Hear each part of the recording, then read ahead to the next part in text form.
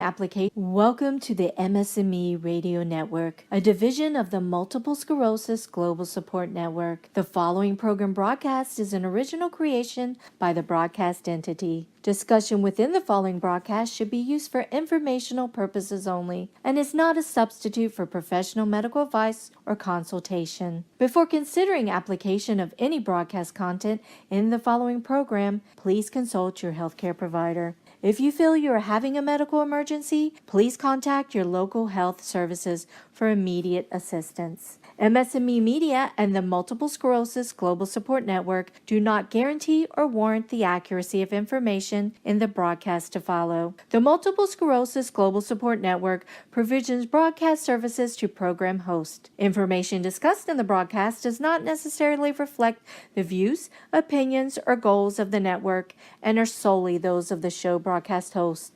Should you wish to host a broadcast, please visit our website at msmemedia.com and submit a request to become a program host. We thank you for listening to the MS&Me Radio Network. Enjoy the show. Hi, this is Dawn Melanie. Thank you for joining me today for another episode of my series, Managing Self. Today's episode is titled, Giving Thanks. As always, my series revolves around how I manage myself while battling every day the MS monster, multiple sclerosis. Although my experiences are specifically related to my own personal experiences, I encourage each of you to embrace what I consider key elements towards a goal of healthy, stress-less existence for an MSer. These elements include fitness, food, family, and fun. Without my fitness, I don't know what shape I'd be in today, literally. You may know that I continue to work out on a regular basis, almost as if still competing, which I did for 10 years with MS. But my fitness isn't just about workouts. It also includes preparation and the consumption of healthy, non-inflammatory foods. We may know that some foods are more likely to cause inflammation, and that inflammation may lead to a flare-up, and worse, a relapse. So I consciously stay away from. I limit my intake of those particular foods, and I encourage you each to maybe Google it, look up, just to be aware of which foods that do cause inflammation and which ones that may actually reduce and soothe your inflammatory response. So one thing I do is I'm conscious of foods that I eat. Now cooking. I absolutely enjoy cooking, and I classify this activity as fun. Cooking with and for family and friends is even better, in my opinion. Right now, I'm so pleased as it is the Thanksgiving holiday season, and I have so much for which to be thankful for. And ironically, multiple sclerosis is one of them. Okay, wait, you're probably questioning, how can I possibly be thankful for multiple sclerosis? Okay, understood. I'll start from the beginning. My beginning, I view it as 6 months before diagnosis. When I had no idea of what my body was experiencing, and during this time, the most comforting answer that my neurologist offered was, wait for your tremors to stop. Should be about 2 weeks, maybe 6 months. Seriously? I did the normal stuff, the MRI, the spinal taps, and I'm not quite sure how I was misdiagnosed with Lyme's disease, but I was. And I remember that winter, I took some medicine with an IV at home for 2 weeks, and this 2-week period was in November, and it included my birthday, and my 26th birthday, and Thanksgiving Day. And I remember I was in Texas, and my family was in Louisiana. So over 19 years ago, Thanksgiving 1998, 19 years ago, I was, I guess, estranged or stranded, separated from my entire family, with the exception of my mama. My mom, she had to relieve my boyfriend of his duties. His duties were caring for me for the duration of a month, and he basically stayed with me until, I urged him to return to New Orleans because he had a job, etc. there, as I lived in Texas. My mom, she didn't know what was going on either, just like I didn't. But I guess those mama instincts, maternal instincts, she knew what I needed and what I enjoyed, and what I enjoyed was revolved around my fitness activities or a healthy lifestyle. Also, good food. I like to eat. I still like to eat and work out. At the time, I was on short-term disability leave, and I had the tremors in the old MS shaky leg, which is my right leg, and unfortunately, that's my driving leg. So I couldn't drive, and my mom did the mom thing. She drove me to the gym, and she waited. She waited for me to finish up whatever my routine was, whatever my pace was, which was probably slower than most. Okay, it is. My pace is slower than most, but she waited for me to finish, and when I told her that I was done, she's like, okay. She drove me home. I took a nap, and she made me lunch. So that's kind of how I functioned in fall of 1998, fall and winter of 98 before my diagnosis. I'm going to fast forward 12 years to 2010. Also the fall, winter 2010. That boyfriend, who is now my late husband, he was working out of state in Louisiana when I had 4 successive exacerbations. By that time, my mom and dad had moved to Texas after Hurricane Katrina in 2005. And by the way, it was a related stress from Katrina, or I guess caused by Katrina, because I had lost contact with my mom and dad. So that stress that I was confronted with, of not knowing where my mom and dad were, they lived in New Orleans at the time, had quickly led to a huge flare-up. And actually, it didn't take, I think it took less than 18 hours for it to transpire.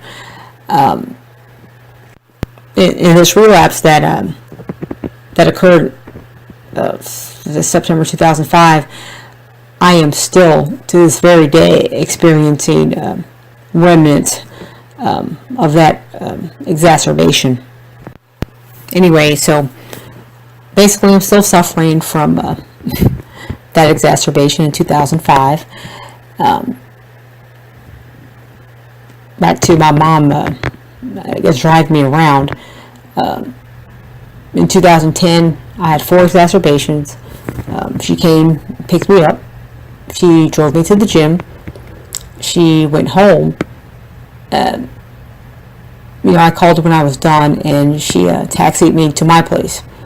So this was 2010 when my late husband was working out of town. So basically, before my diagnosis, my mom, she was there for me when I needed her, when I needed a personal driver. And it actually occurred, a third time I remember. I had started my MBA program before diagnosis, so actually while I was trying to figure out what was going on, why I was experiencing the tremors, etc. I had started the MBA program, and my mom, she actually was my personal driver for that as well. She drove me to all of my MBA classes that winter, and sat and waited for me until I was done with classes and drove me home. The same same kind of deal, drive me, making me food, things like that. So, I just want to say I'm thankful for that. And again, that's, I spoke of those elements that I consider key to a healthy managing myself with MS, family, my mom, my late husband, and food. Okay, so fitness, I like to work out. Mom made sure I did.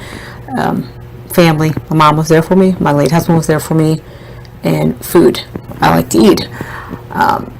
My family has been with me from the start and throughout, continued throughout my MS journey.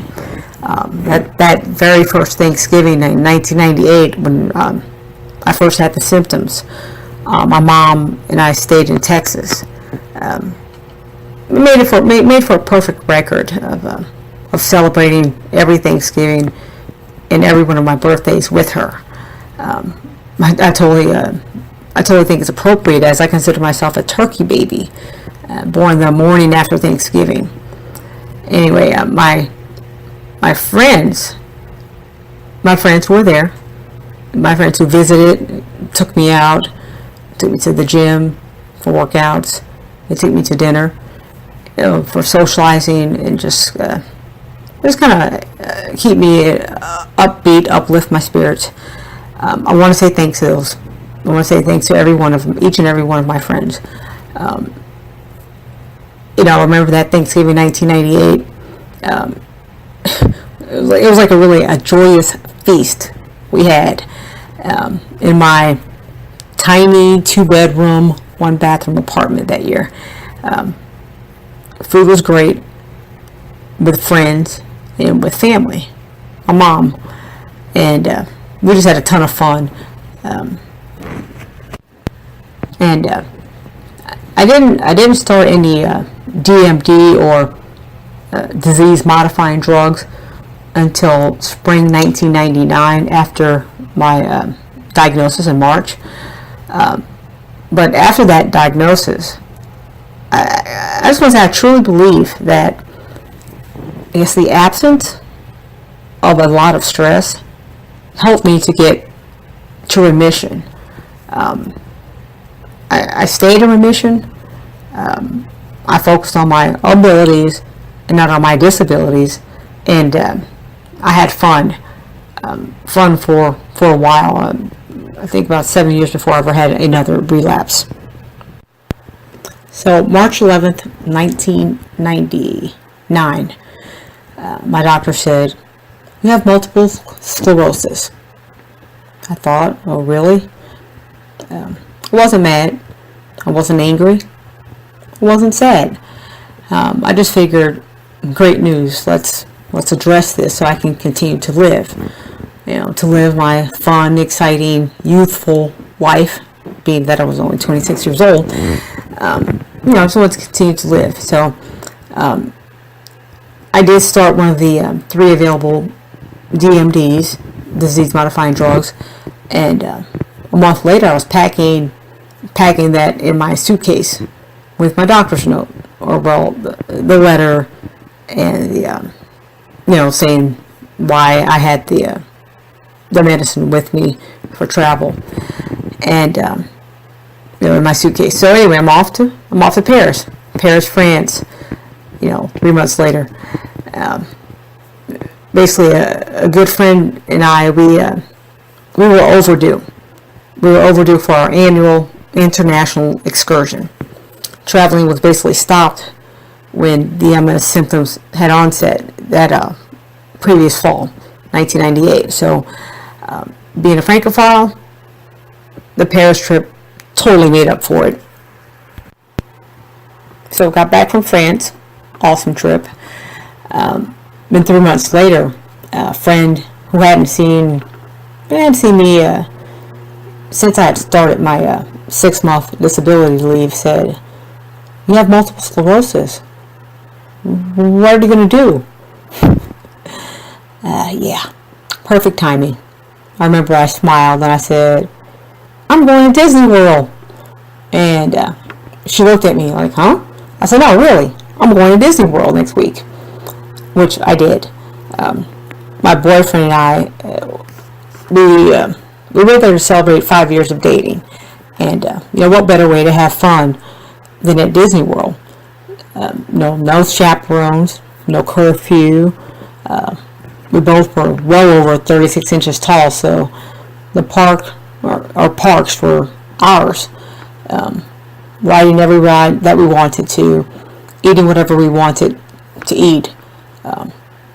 This was great. I was like, wow, I'm thankful.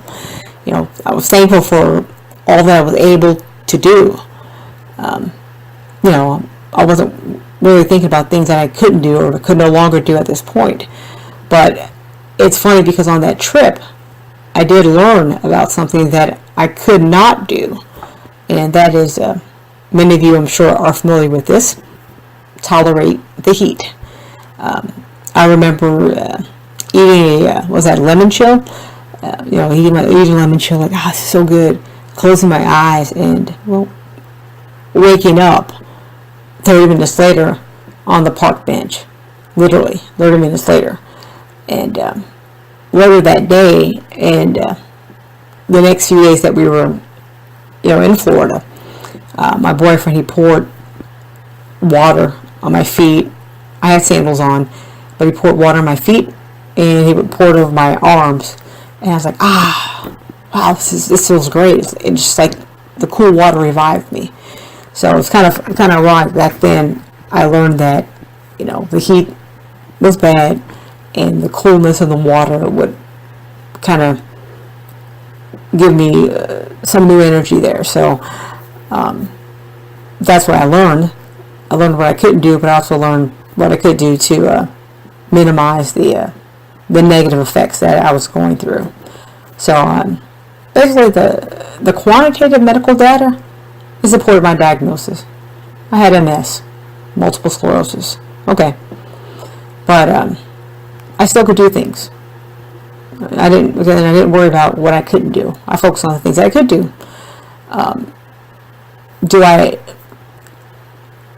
Do things that I enjoyed and things that minimize stress in my life. So, having fun, going to Disney World, traveling, that was fun. I couldn't sit in the sun too long because it would, I would fall asleep, and that was an MS, part of the MS world that I was learning about. So, eating, socializing with friends and family, having fun, these are all things that I could do. And today I still continue to make every effort possible that I don't miss out on these opportunities. Yeah, there were plenty of opportunities to have fun.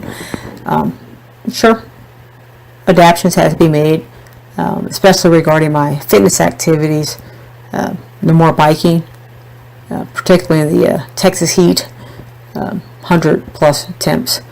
I guess I just reverted to cool temperature gyms and workouts, and it's funny, but that ultimately led to me competing in fitness competitions. So adaptations were made for my fitness.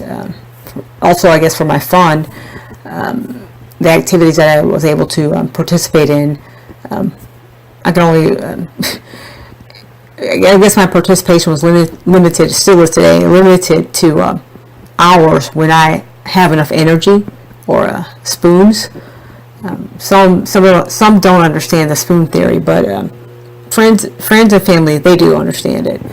And the spoon theory basically explains it's explained as the reduced amount of energy available for activities of just your daily living and productive tasks being performed that may result from a disability or chronic illness. So basically, your disability or chronic illness may lead to you having less energy to do basic tasks in life. So again, having the elements that I mentioned earlier: fitness, friends, family, food, are all great elements, and I think they all lead to fun. So, a life, a life full of fun, I think is stress less. Again, I always say not stress free, but I think a life full of fun is life that is stress less. And I continue to manage my multiple sclerosis by capitalizing on that fun. As I prepare for Thanksgiving 2017 this month, I give thanks. Give thanks first and foremost. I give thanks to God. Thanks for putting all of these people whom I spoke of earlier in my life. My mom, my friends. Even the friends who cleverly nicknamed me Shakes in 1998 when the tremors were really bad. Shakes. Anyway, it's funny, haha. Humor keeps things light. I also want to, I guess, oh God, I don't know how to say it after death, but thanks to my late husband, who stood by my side before diagnosis. I knew he meant it when he said, through sickness and in health, when we were later married. He had the courage and the strength to not be scared off from my MS, the unpredictable nature of the chronic illness, and my MS journey didn't fail to deliver in the most uncanny way. I've always been subject to intentional tremors, but during this time, my late husband's time with me, he witnessed my vision loss. He witnessed my hearing loss, both ears, 2003, 2009, and I'll never forget the sign language chart he had stashed away in his day planner.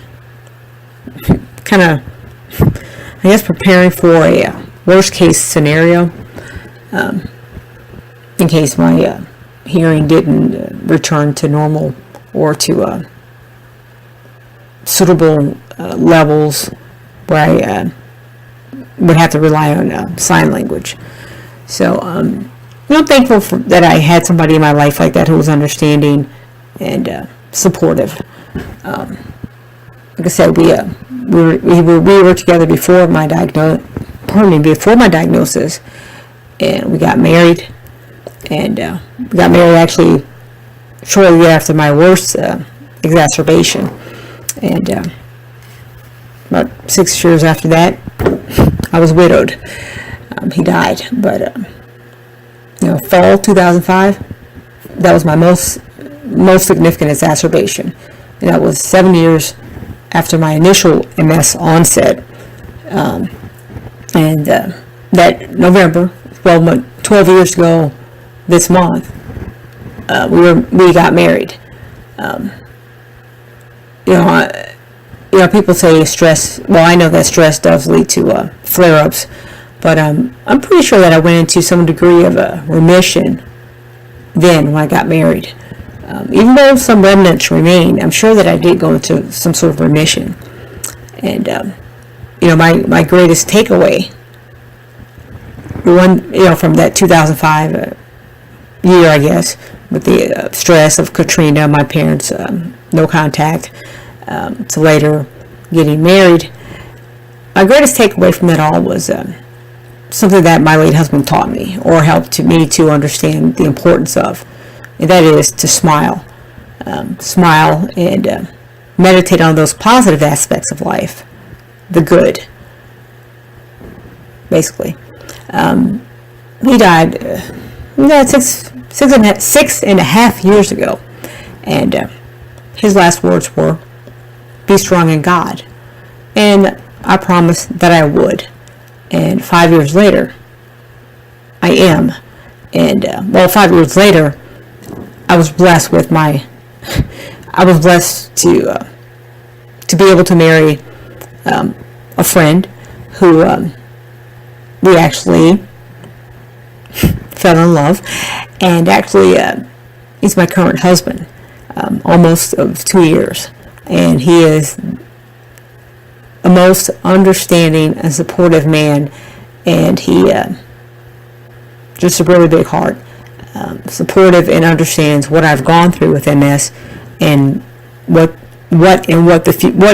understanding what the future holds for me, and also understanding that we don't know what the future holds for me with MS. But either way, he is very supportive, and I just want to say that I love him, and I am so very thankful for him.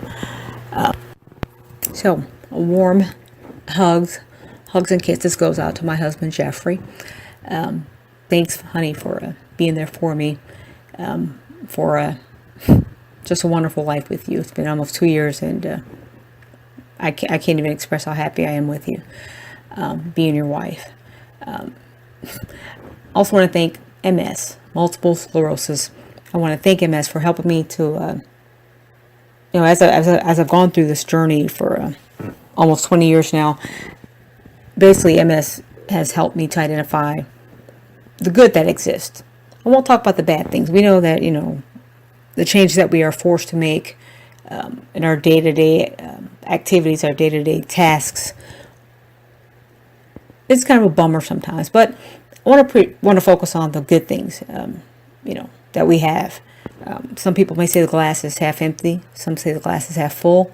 Me, I'm personally thankful for my life, and my life is full, totally full of joy. Yeah, joy derived from my fitness levels, my fitness activities that I can do. There's a lot that I can't do anymore. I can't jog. I can't even jog in place, but I can do a bit, and I'm thankful for those things. I'm thankful for my family. I'm thankful for my friends. A great support system to be there for me in those. Of course, they're there in the up times, but when things are low, I'm thankful for my friends and family. And I think, my fitness, my friends and family, eating good food, etc., cooking good food. All these things kind of lead to fun. And I think the fun helps me personally to live a stress-less life with MS. And that's how I manage my MS. With the family, fitness, friends, food, fun. That's how I have less stress with MS. So I encourage you all to take a step back and give thanks to the things that you appreciate in life, the things that are there for you, the things that make your MS less of a burden. Just give thanks, and hopefully you too will have a stress-less life, and have the most happiest 2017 holiday season there is. I'll talk to you later, and thank you for listening.